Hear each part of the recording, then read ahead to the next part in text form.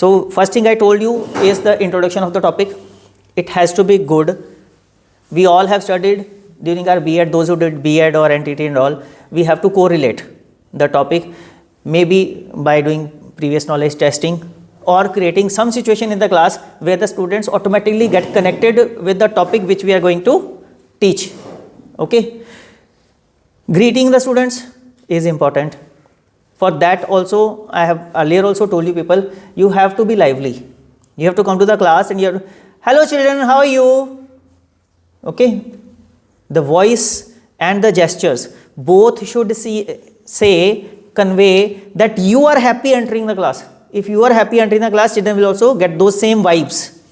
Okay. If you are not happy, by your face, and the second point related to by your body language. If you are not displaying that I am happy and pleased to enter this class, I am happy to look at all of your faces, I am happy to find myself among you people, those same kind of feeling will be conveyed by the students also. They will also not feel comfortable and happy in the class. Then when you enter the class, in the classroom teaching, obviously you have to ensure that your class is spick and span. It is properly arranged and organized. May not be possible in the demo session. Like I said, there is difference. Demo session, if it is there in the office, obviously office mein to everything will be okay. If it is not a real classroom, then you can't make much change over there. But if it is a classroom, suppose somebody is taking demo in the classroom itself and the desks are not arranged properly, students are not sitting properly, there is litter in the class, you simply come and start teaching, giving your demo. This is one scenario. The other scenario is, beta, okay, set your desk properly and sit properly first of all. Okay, there's so much of the litter in the class. Just take 1 minute and pick up and throw in the dustbin. And then you start teaching. In which scenario there will be better impression? You tell me. Person will find that you are aware of the atmosphere also. Good teaching has to be in a good atmosphere. We can't expect that everything is haphazard and we are teaching very well. That is also a part of the teacher's personality to ensure that where you are teaching, that area is worth teaching. Okay. Then, like I said, board, you people have to ensure before you start writing on the board, it is meant for writing, it is suitable for writing, it is neat and clean and erased and all. If it is not, you have to do that. Okay. And then you have to write what you are going to begin. Day, date, and this subject, class and topic, these are mandatory things. In classroom also, these have to be written. In classroom situation, what happens if, like in our school, once somebody writes in the morning, then that remains there and the other teachers keep coming and just keep changing the particulars in front of that. Okay. So it's not expected in classroom everybody will come, and if already somebody has written day, date and then name, subject, class, topic on the left hand side, then you come and know I have to erase and then I have to write my own and then I have to fill the particulars over there. Why to waste time? If it is already written, very good. But for demo situation, you will get a clean board, you have to write. Learning objectives have to be there, whether you are giving the demo or you are writing in the classroom situation. You have to mention to the point, precise learning objective which are directly related to what you are going to teach in your demo or on that particular day. That topic only. Learning objectives should never be of the whole lesson. A lesson may have 10 topics. You are not expected to write learning objectives related to all those 10 topics because you are going to teach one only in that day. And you have to ensure that that particular topic is understood by the students. So the learning objective should also be related to that particular topic only. Then this total, present and absent, classroom mein you are supposed to ensure that either it is written on the board beforehand or you are going to write yourselves. Why? Because in real classroom teaching in a school, when you enter the class, you are not sure how many students are present on that particular day. Suppose it's a class of 40, but in front of you there are 34 sitting. So how are you sure whether those 6 are present in the school or they have gone somewhere because of some reason? So what is the way to check that? If you will just see total, you will come to know 40 is the strength of the class. Then only you can compare. and present if it is mentioned 36, but in the class you see total 34 are there. Where are the 2? Obviously it is a job of the first teacher, maybe most probably the class teacher, to write on the board to ensure that in the first period itself it is mentioned on the board total present and absent, right? So that you can ensure that as many teachers are present in the school are present in the class or not. It is important from that point of view. Then your own resource kit you have to carry, which should be having everything. Today we didn't check that. I'm going to do a surprise check, I have told you already. Use of board. Again, while taking my previous workshop for blackboard writing, I had made it clear. Use of board means you have this much of the board, full, top to bottom, right to left. Whatever content you are going to write, you have to ensure that your board is utilized wisely. Suppose if I have to write only one word, I have written that word here. For the whole lecture I have to write one word only. I am not going to write anything more. I am sure about that. Why not write it here?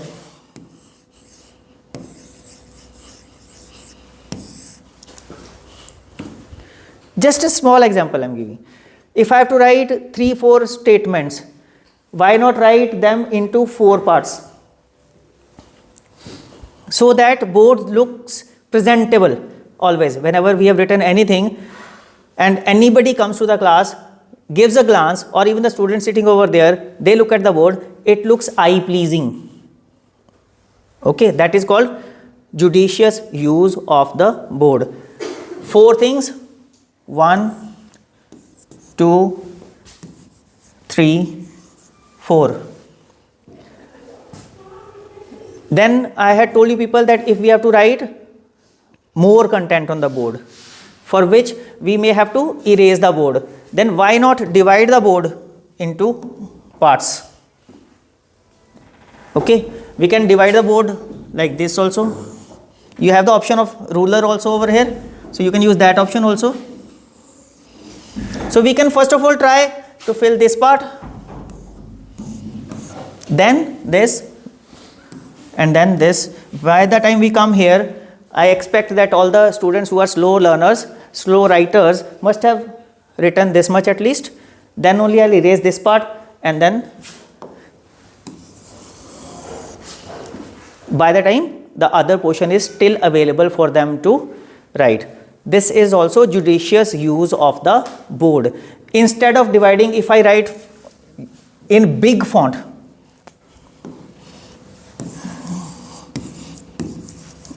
like this, if I write the content, means I am not aware of the size of my board. It is clearly evident, the width and the length of the board. If I am writing too big, obviously I will have to erase multiple times.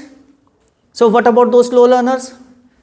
Those who may not have copied the text by the time, either I will have to wait for them, that will be wastage of time of others also, or they will miss their content.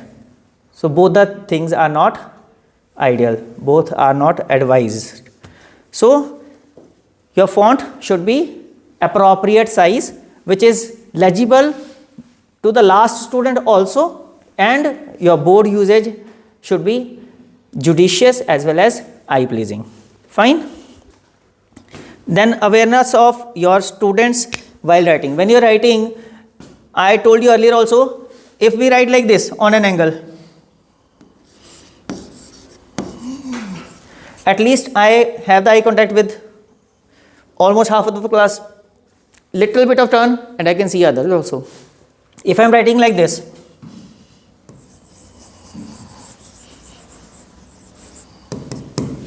then my back was towards you people. I could not see even a single student in the class. And I have just written one word. If I have to write one sentence or 2 sentences and I keep writing like this, whatever is happening at my back, I am not aware. So you have to either break. If you have to write like this only, facing the board, you have to write small content and then just give an eye to your students. whether they are following or not.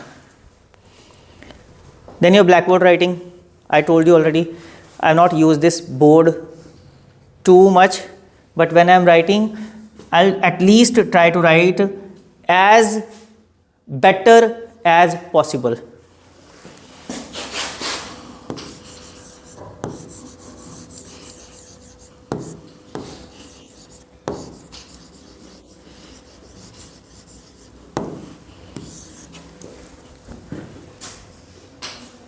I didn't write too slow also. I didn't write clumsy, too clumsy. If it is too clumsy, you can tell me, I don't mind. You have seen the writings on the board today. I told you I am not a frequent user of this thing like you people, but I can't make it as an excuse for not writing the way I am expected to write as a teacher. Fine. My letter formation cannot go wrong.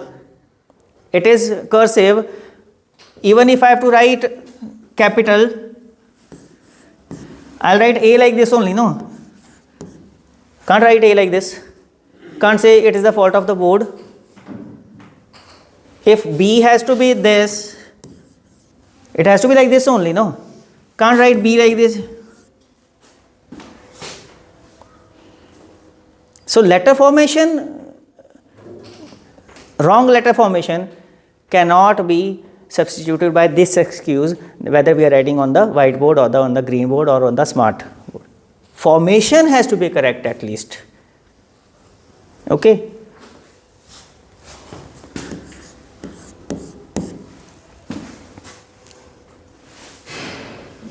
Bhai Sahab?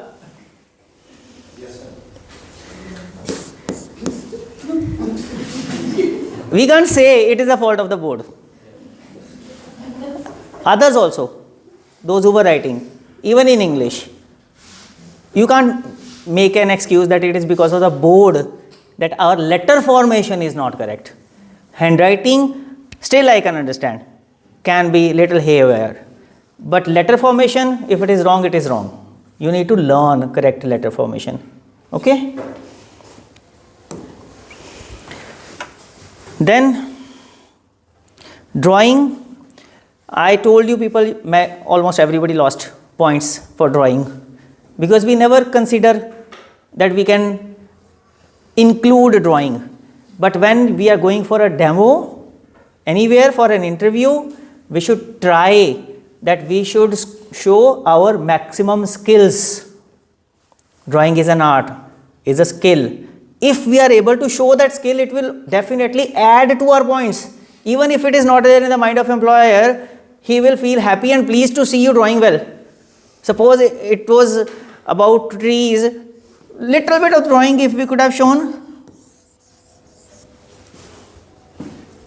If it is about the bonding and all, there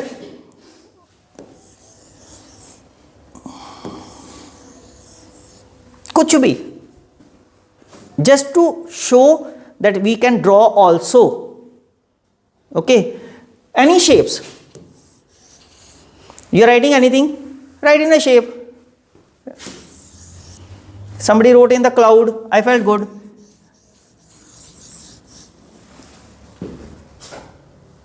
Means you have a hand for drawing also. You are showing your skill. If you can sing a bit, sing, doesn't matter. If you can act a bit, act. You are showing your skills that you are much more than just a reader and a writer. Okay.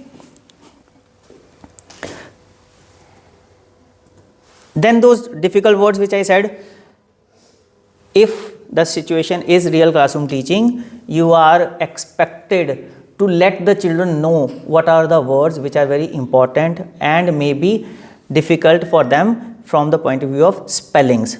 And if you write those words on the board, it is always better. They will visualize and keep it in their memory for a longer time. Asking the students to note down is very important. It is not one time only. In demo also you can just say, assume the student, okay beta, note down what I am writing. Okay, let me check whether you have written correct or not. Fine. For that you have to take the rounds in the class also. Okay. And in a classroom, You have to do it multiple times, n number of times. You have to keep reminding children. Okay, better write down. Note what I have written. Have you noted? Okay, you check the way he did. He went, he checked and found that notebooks were not there. But those who had the notebooks, whether they are writing correct or not, you have to ensure this thing multiple times. It is not that once only you will visit and after that you will forget. Okay? Confidence comes with preparation.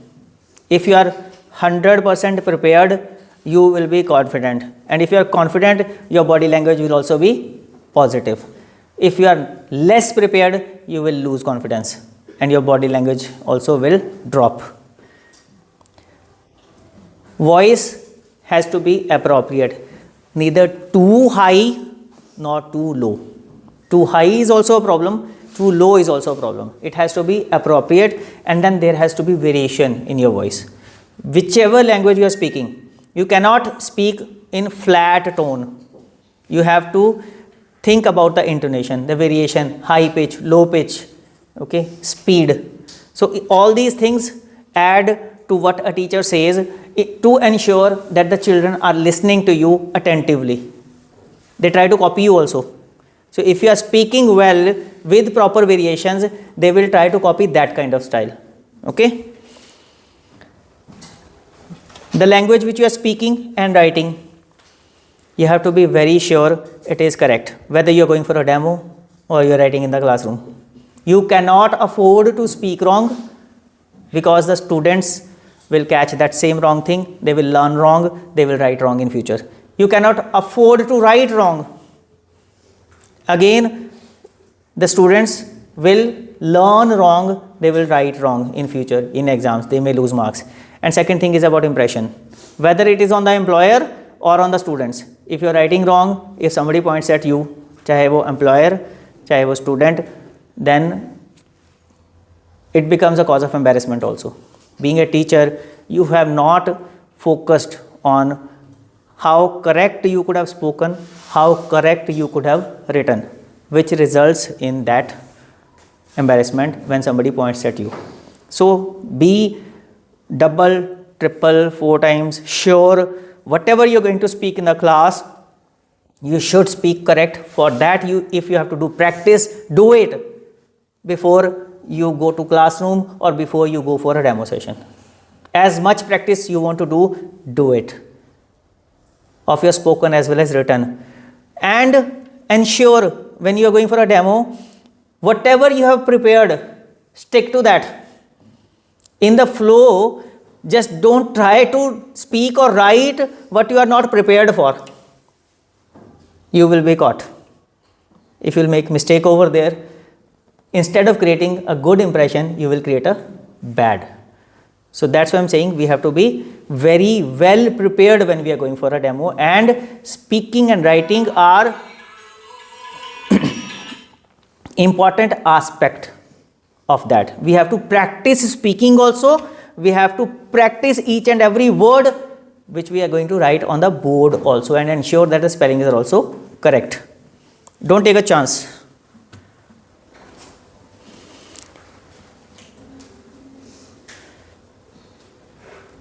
Eye contact, when I say eye contact, it has to be with all who are sitting in front of you, not only one side of the class or one person in the interview room. As many persons, human beings, souls are sitting in front of you, you must have your eye contact with each one of them while you are teaching. For that, you have to constantly keep shifting your focus from one side to other side. Every person should know that you never know when the teacher is going to look at me in my eyes. Okay? They'll be alert. If you are having eye contact with a few only, remaining will sleep. Because I know this thing, I don't let people sleep. अभी भी जितने सो रहे हैं उनकी जब मेरी नज़रें घूम जाती हैं फिर अचानक जाग जाते हैं, ओह सर मेरा okay. And the same thing is interaction. Related to this, when you are having eye contact with people, you will be able to interact with them, all of them. If you are having eye contact with everybody, you can ask anybody, because they are looking at you. You are looking at them, they are looking at you. And you must have a healthy interaction. Like I said, if there are 3 rows in the class, from each row, you should, if you are going to ask one question to one student from one side, make sure from each row at least one student you are asking. Like I said, judicious use of the board, it is the judicious use of the classroom presence also. Asking only from one side of the students and ignoring the other side is not a sign of a good teacher. Not even a single side should be ignored when you are teaching, and especially the ones who are trying not to have eye contact with you, trying to feel shy, trying to look down, trying to look here and there. You have to ensure that they are also involved in the classroom teaching and they also get what you mean to teach. Like when you said no learning objective, one teacher could tell the learning objective. If one student is able to answer or read the poem the way you wanted, recite the poem the way you wanted, learning objective is not achieved. That was not like 100% correct statement when you said कि हाँ learning objective achieve हो गया. Learning objective achieve करने के लिए you need to take random sampling, not 1, 3, 4, 5 of them. If they are able to recite the poem in the way you wanted them to recite, then you can say learning objective achieved. Not because of one student, especially that also when she is also from the same language.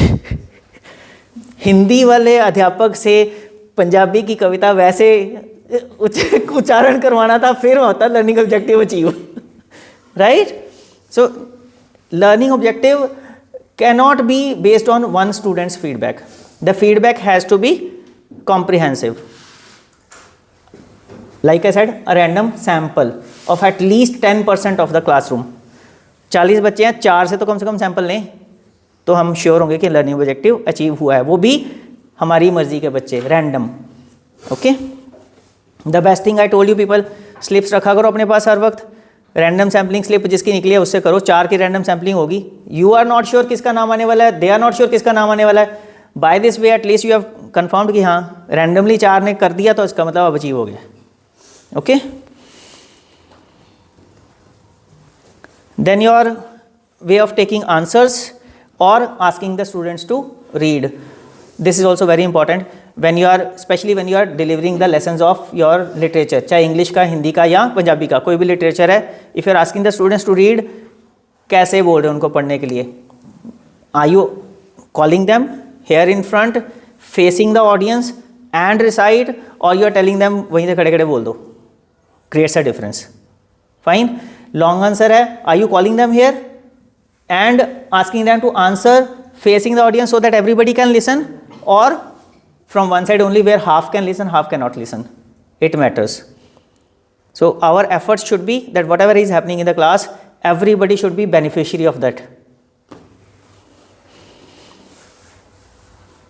Downward filtration I have told many a times. Today it was not possible because almost everybody was aware. When you are teaching in the real classroom teaching situation where the students may not be knowing the answers, to ensure that they know the answers by getting the answers from some person who knows it already and then asking him to repeat is very important aspect, has to be done in the classroom. Many times when I go for CROs, I observe that is not happening. Should happen. Each and every student should understand what we have to teach in the class. That should be the ultimate target of every teacher. Fine. Encouragement to the student who answered. Some did very well. In some cases, it was like, okay, good, very good, shabash, baith jao. Why not get them appreciated by others? I would always love to see this happening. If somebody has answered, okay, clap for him. इतना तो बोलना होता है ना? Only I am appreciating and the whole class is appreciating. There's a great difference. Person feels happy कि हाँ मैंने answer किया, पूरी क्लास से अप्रिशिएट कराया मेरे को सर ने. एंड नंबर ऑफ टाइम उसमें क्या है, एक how long it takes. Okay, clap for him. उतना ही टाइम लगता है जितना मैं बोलूँगा उतना में लगेगा. But on one hand only I am doing, on the other hand whole class is doing. taking rounds in the class to ensure that they are writing correct. And when you are reading, they are pointing the fingers at the words where it is being read is important. If you are going for a demo also, then also you will show this skill that okay, I am aware of my classroom, I am aware of my students, what are they doing. Even if it is imaginary situation and you go and take around, okay fine, let me see what you are writing, but you have written this wrong, okay look at the board, just correct this thing, imaginary hai, but you are at least showing no, that I am aware. In the real classroom also I will do like this. If I can do in imaginary situation, then obviously in the real classroom when the students are in front of me, I will be doing the same thing. So that also adds to it.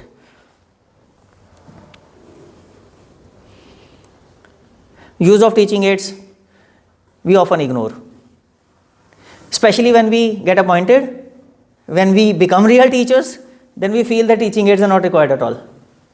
I have seen many people for demo, they come well prepared with the teaching aids.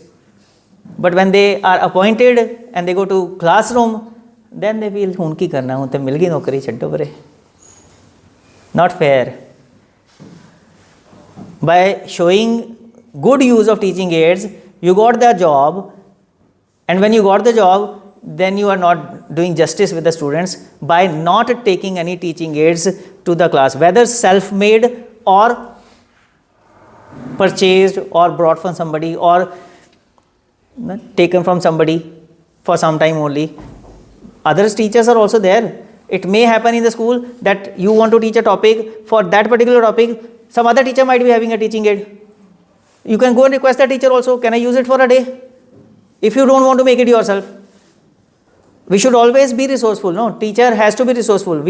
All those who have studied B.Ed, they must have come across this statement. A teacher is supposed to be very resourceful.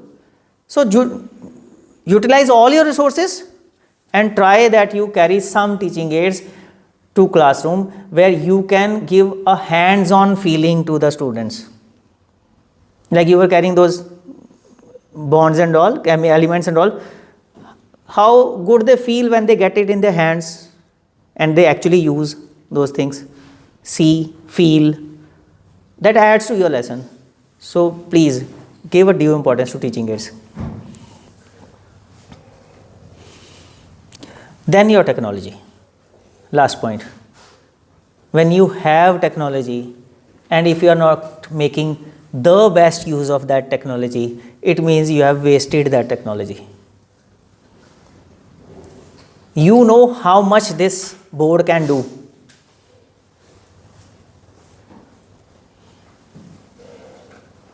And if still you are not using that much or not using it at all or using it as only whiteboard, then what is the fun of having this smart interactive board with internet connection? So when you are planning your lessons, please plan in such a way that you give due importance to the technology which is available. And like I told you people, I am very much in favor of not wasting the classroom teaching learning point for dictating or for writing on the board. Right? How much time you will save if you already have the content written in the soft copy or in the image form or in any other form, typed form, whatever form. You have taught your lesson, students have understood your lesson. Now you expect them to write question answers. Now you expect them to write letters, long letters. Now you expect them to write paragraphs. Then why not simply display the content and take rounds in the class and ensure all the students are writing correctly? Okay, it is already there. The content which you have shown to the students, which they are expected to write, is already there. You are not wasting time in writing now.